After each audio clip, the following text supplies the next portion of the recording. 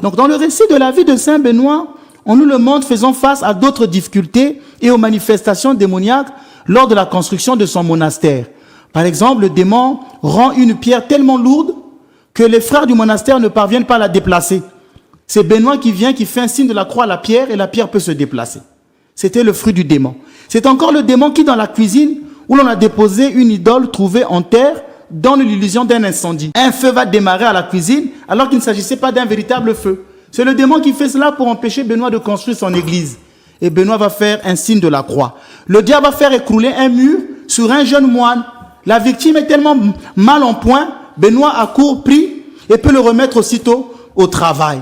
Donc vous voyez l'importance de toujours recourir à la bénédiction avant la construction d'une maison, la bénédiction avant les chantiers, la bénédiction avant la vente d'une maison. Parce que le démon peut se cacher souvent dans certains lieux pour faire du mal. Donc Benoît a vraiment été confronté aux attaques démoniaques.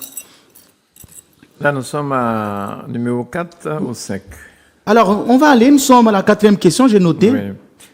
Alors, Père, Saint Benoît a-t-il accompli d'autres miracles? Oui, c'est Dieu qui fait les miracles.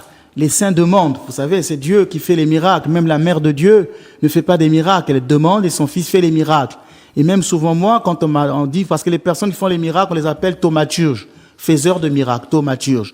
Mais j'ai toujours dit que je n'ai jamais fait de miracles dans ma vie. Je prie et c'est Dieu qui fait les miracles. Parfois, des gens qui m'appellent, qui disent, Père Menas, vous avez prié, mais je ne suis pas encore exaucé. Je dis, mais ils attendent quoi de moi? Moi, je prie, c'est Dieu qui fait les miracles. Donc, il faut s'adresser à Dieu. Il faut peut-être me demander, Père, est-ce qu'on ne peut pas continuer de prier? Père Menas ne fait pas de miracles. Père Menas prie et c'est Dieu qui fait les miracles. Dans la vie de Saint Benoît, il y a eu plusieurs miracles. J'en ai noté, je pense, 3 d'importants. Ce qu'on appelle la profusion d'eau et l'abondance du blé. Un jour, Saint Benoît était dans un monastère, ils n'avaient pas de l'eau. Donc, il y avait une terre qui était là et Saint Benoît est venu, il a frappé 3 fois sur la terre et l'eau a jailli pour avoir de l'eau afin de construire. Ça rappelle un peu le miracle de Moïse qui frappe le rocher et du rocher va sortir de l'eau en abondance. Saint Benoît a déjà fait ce miracle de l'eau. On raconte aussi que Saint Benoît, un jour, il y avait de la famine et il n'y avait pas de nourriture dans le monastère.